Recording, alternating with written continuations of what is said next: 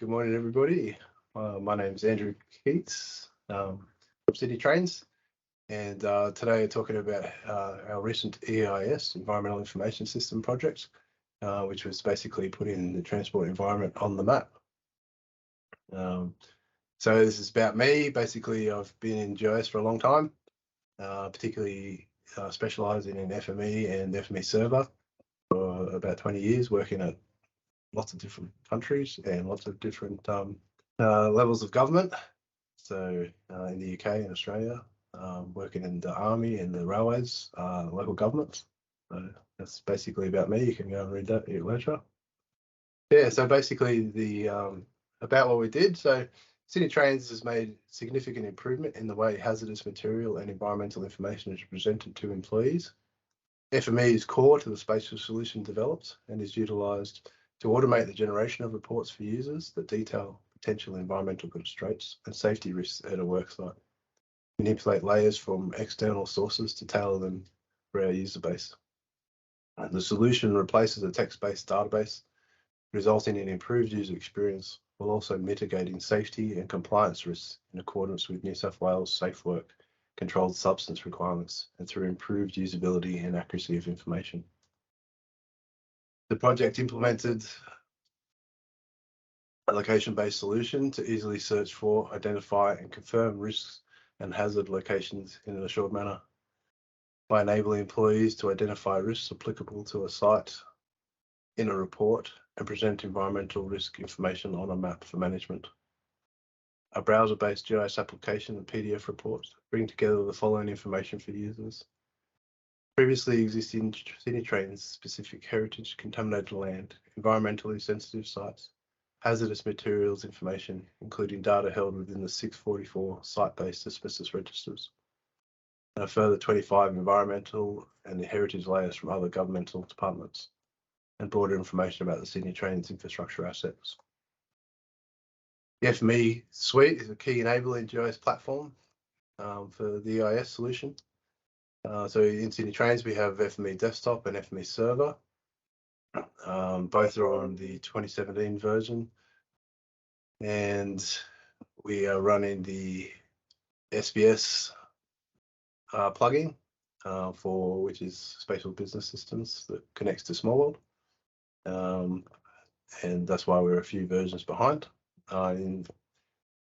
So we use FME Desktop to convert the spatial data or text-based data from the hazardous sites and materials register into spatial data for manual review, assurance and validation by business data custodians. We use the desktop to pull data from the DPIE sensitive species OData feed and convert that into spatial data. We also, for the 36 odd layers, we clip them, schema mapped, reprojected, so they're all in a standard projection, and then serve those layers up onto the map using GeoServer. Our FME server environment, we've got 5 engines in Sydney Trains, also on version 2017. Basically, we built one EIS report engine, and we use 2 different report templates, which I'll show you later on. We use the so in FME Server, it basically does web services integration using OGC standard formats, WMS, WFS, to Small World, GeoServer for the environmental stuff, and the DPI, Department of Land, 6 base maps.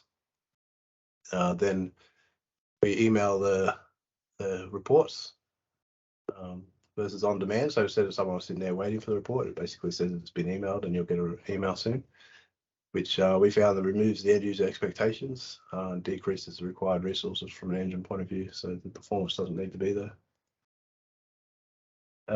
Business value. So the EIS solution delivers a broad range of business value to specialists and project staff.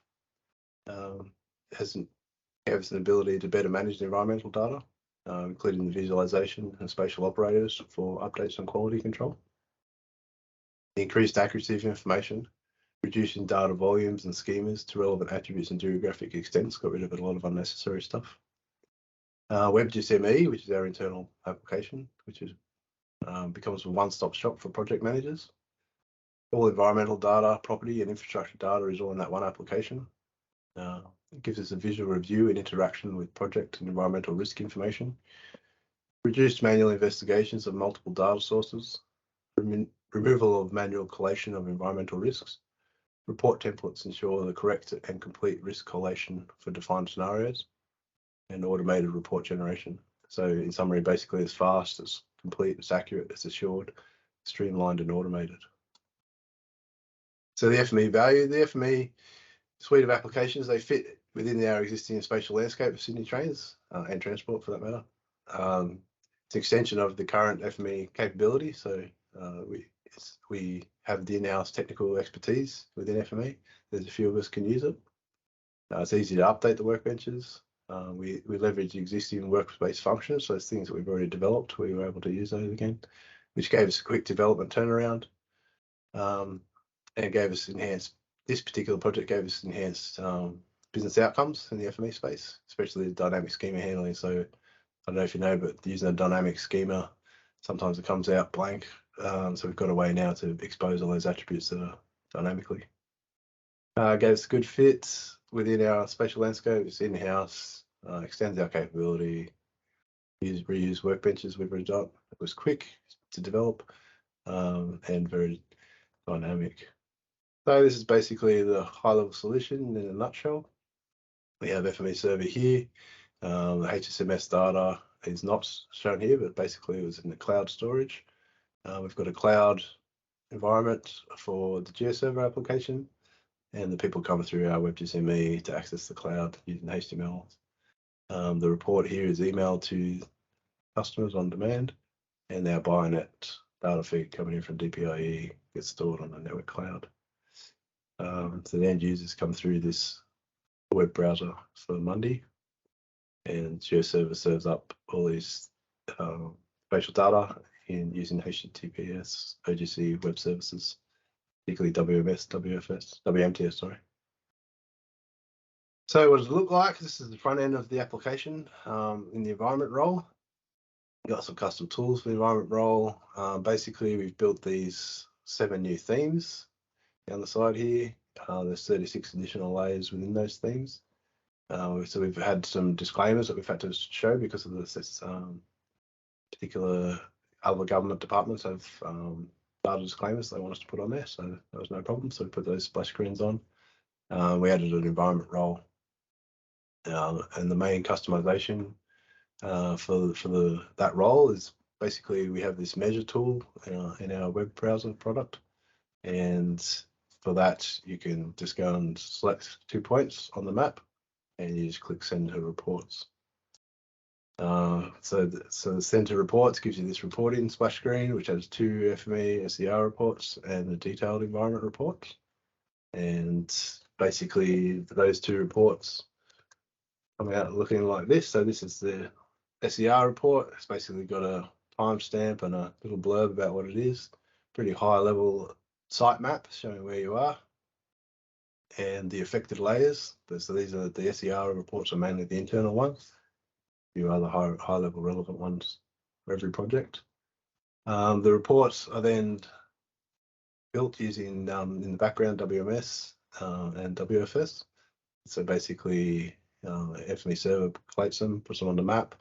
Got little site maps for each of the different layers. So the SER report layers, you can see each of the features here is numbered, so you can correlate that to the table. So number 1 is native vegetation.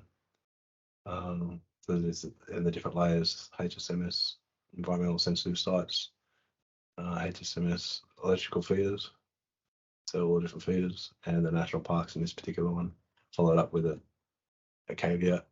The other report, the detailed one, is basically the same, but obviously more detail. So there's a lot more information on that one.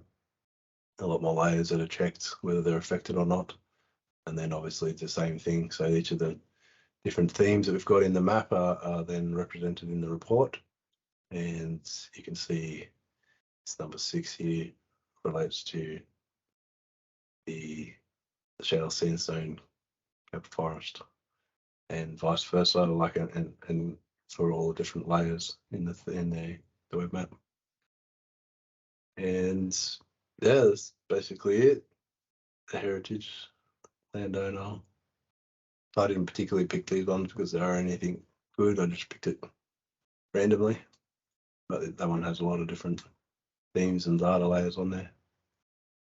Also, I don't know if I've got any, but the links, so we have links to the registers in SharePoint, so they'll go back to those sites in SharePoint if they're particularly affected, but it doesn't look like any of those ones are. So the customer impact, so the adoption, the EIS stakeholders have been familiarised with the products at the moment, and there's been a change in the business process of how they build these reports, obviously. The initial focus is on the validation of the business data, so we've got to spend a lot of time into that after we moved it into the spatial format. We built a lot of user guides, training videos, and user support. So not only is EIS new, this WebGIS ME is new with new capability and familiarization for customers. So specific user support is being planned for the initial transition period. So we will help people out after it goes live at the end of this month, which is April. So we've had some early feedback on user familiarity and training indicates a high interest from users in early access and uptake to realise the target benefits of ease of visual access, comprehensive automated reporting, and a quick turnaround. Feedback based on user experience will be used as input into a continuous improvement cycle. So we've got a SharePoint register of things we're currently working on. Next step, so GeoServer is becoming part of Transport Spatial Landscape. It's past the Architecture and Design Review Board. It's currently being integrated into that landscape. The spatial databases are being decommissioned for the HSMS, and the spatial source that we've built is becoming the single source of truth for environmental information. The delivery model for EIS, which is FME Server and GeoServer, is readily available to deliver a solution to similar business problems. So thank you for your attention. Has anyone got any questions?